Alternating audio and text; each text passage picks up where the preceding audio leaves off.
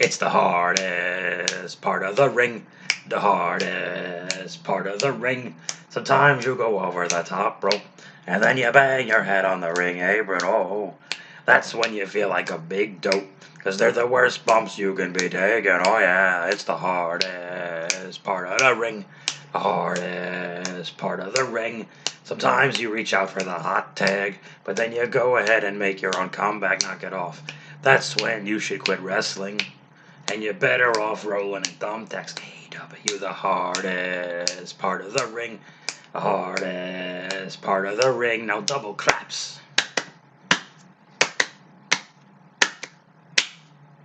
The hardest part of the ring. The hardest part of the ring. Ba-da-ba-da. Whoa, Nelly. Heavens to Murgatroyd, sweet mother of pearl, every which way from Sunday. Jokers cracking wise, Weisenheimer's on the up and up. Hooligans on the straight and narrow, dames are flipping their lids. It's a scorch out there, and the Brooklyn Dodgers win the series. 23 skidoo. It's a podcast. What's going on, everybody? I hope you're doing well. What are we doing? What's happening, Bob? We're talking about the Hulu edition, and it comes into play this week more so than most weeks. We're talking about the Hulu edition. Not limited enough commercial interruption of NXT for May 4th. Yes, the May the 4th, the holiday associated with star disagreements. Kathleen Kennedy is proud to re-release the now Disney-owned favorite sci-fi fantasy classic, Star Disagreements: The Empire Claps Back, only on Disney Plus. So please go out of your way to enjoy that. What happens in NXT? Well, Hulk Hogan slams Andre the Giant, and then we open with a package. We got a pretty decent-sized package here. Not too small, not too big, just a healthy-sized package that you can manage respectably. In the package, it shows the why we're having a women's tag match street fight tonight with the attack of the flower vases last week. And it says we're going to have a Falls Count Anywhere match with Isaiah Swerve Scott and Leon Ruffin, who I guess have been feuding. I did not know that.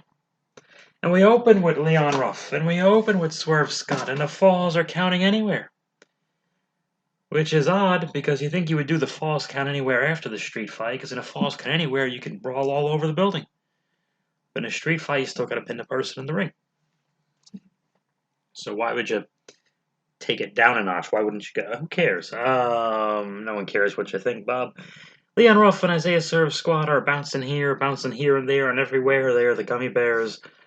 And Leon Ruff jumps on Scott's shoulders when Scott is standing on the ring apron, which is the hardest part of the ring, and does a reverse Hurricane Rana, so they both take a backflip moonsault. They bump to the outside, almost dying. Leon Ruff takes an empty toolbox. He pulls a toolbox from underneath the ring, and he hits Swerve Scott in the leg with it. The toolbox opens, and it's empty. Now, I appreciate that the toolbox would be under the ring. That makes sense, but why would it be completely empty? Who would put an empty toolbox underneath the ring?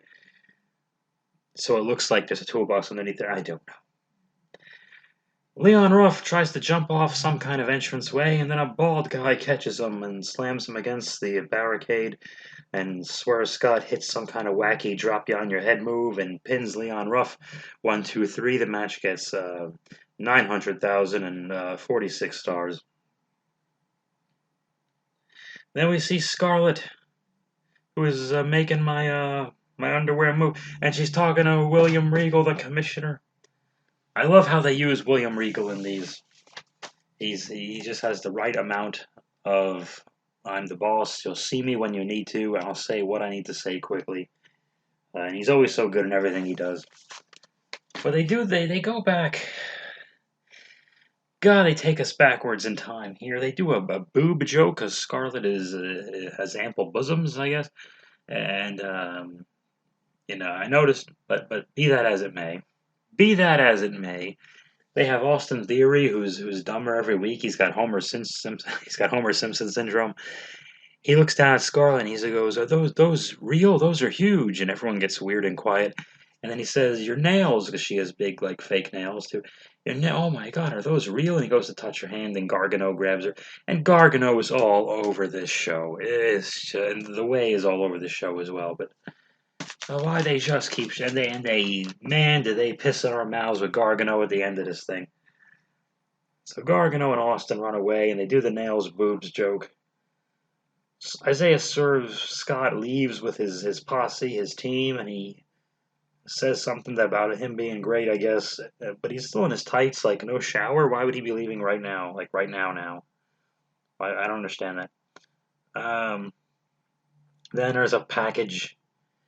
They're gonna have Sarray versus Ramir or something.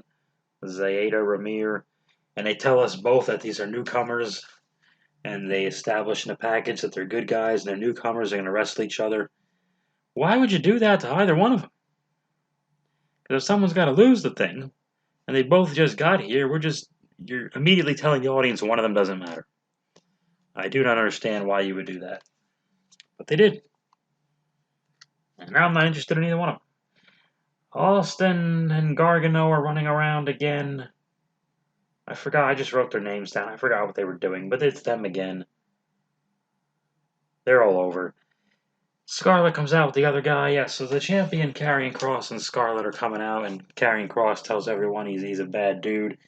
And then cool Kyle O'Reilly comes out, and he tips his hat to Scarlett, and he wants the title match. And then Pete Dunne wants the title match, and Finn Balor is off his vacation, his beautiful Mexican vacation, or in Mexico. It's not a Mexican vacation. He takes vacations the way everyone takes vacations.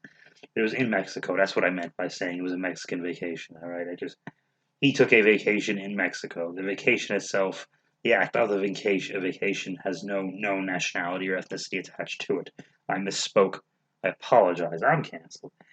Then there's a big brawl for no reason whatsoever.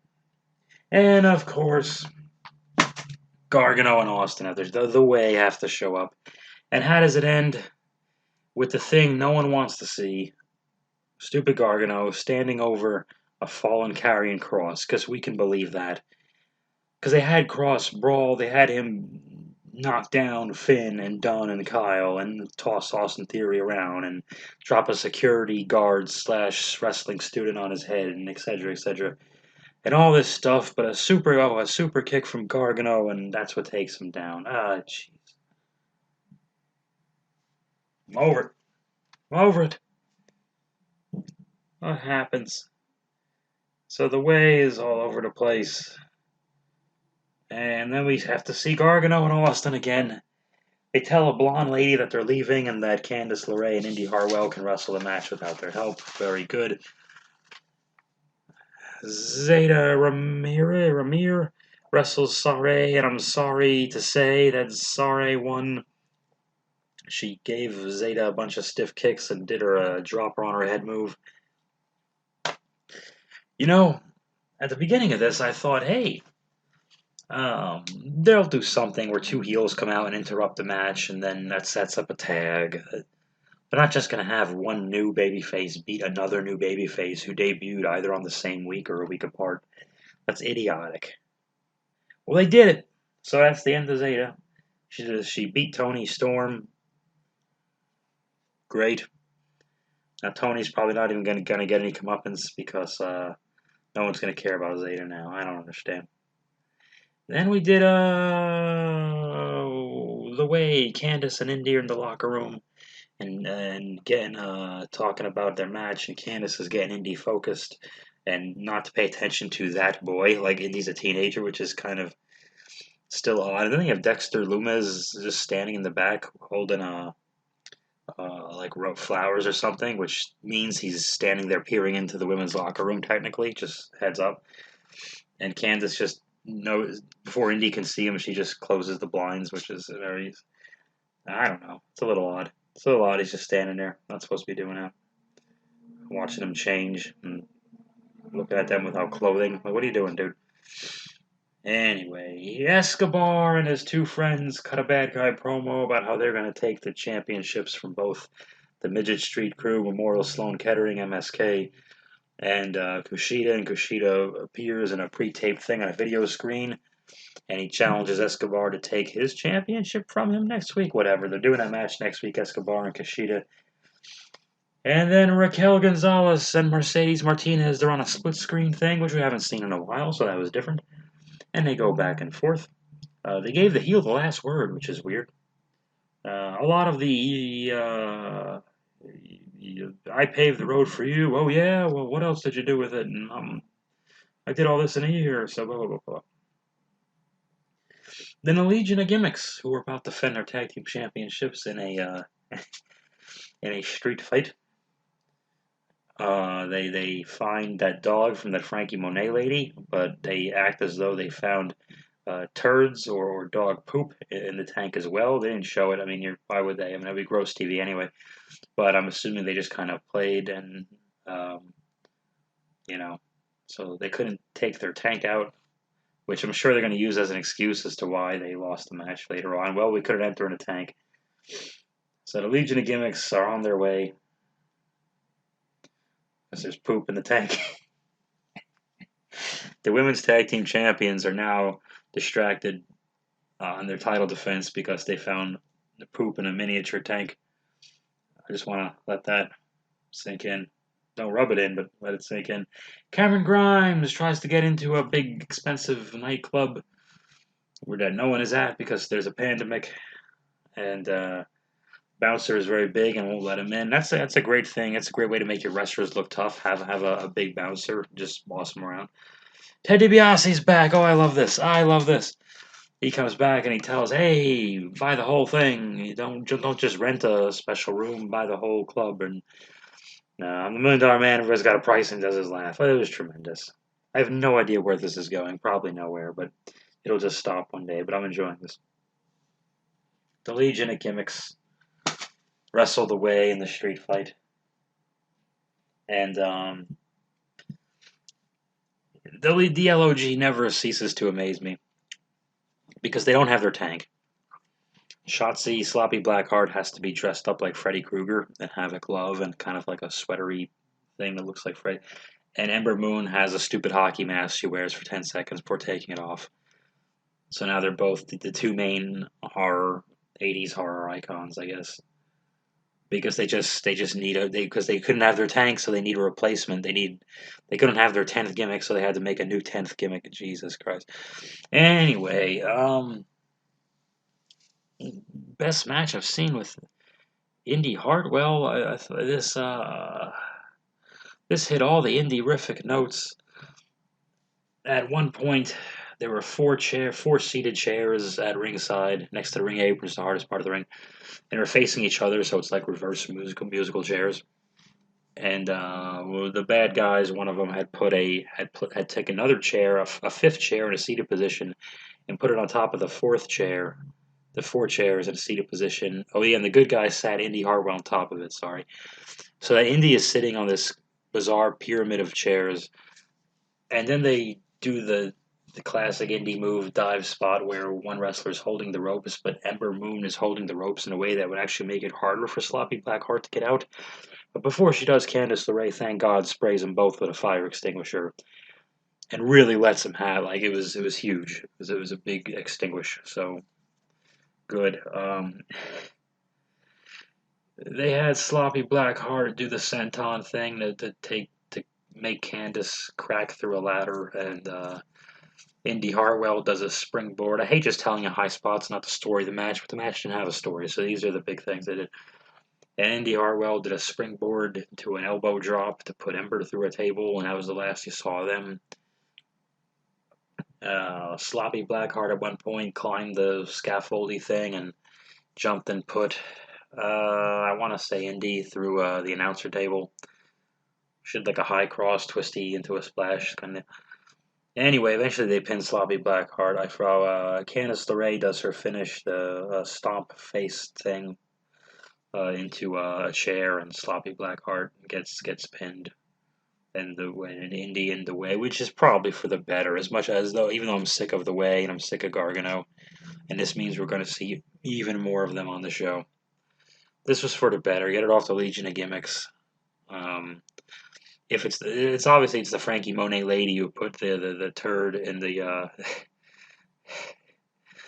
in the tank. So I think that means they'll put Frankie Monet most likely with Sloppy Blackheart, and I don't know what Ember's going to do except collect more gimmicks.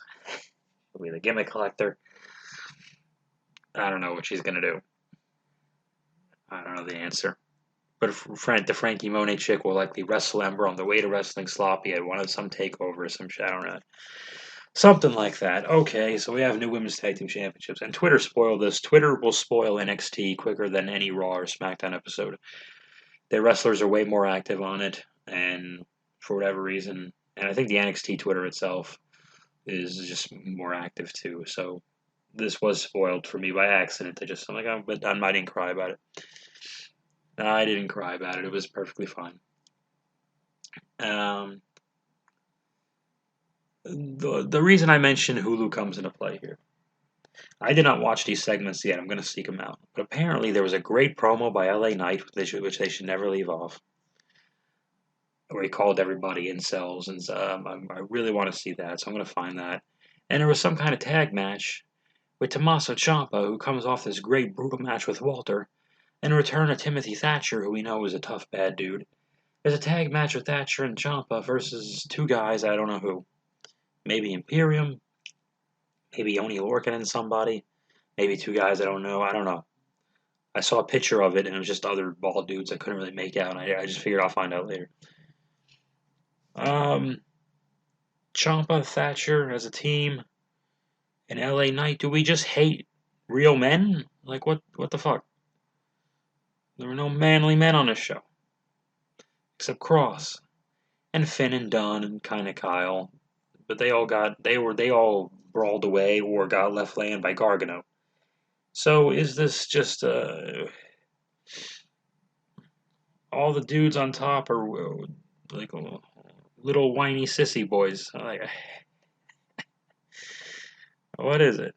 I mean, Cross is the champion. He's a monster. He's not a whiny sissy boy. But I'm saying on this show, all the dudes who prevailed. I understand heels have to win on TV more so that you can do a blow off on a bigger match, and I get that.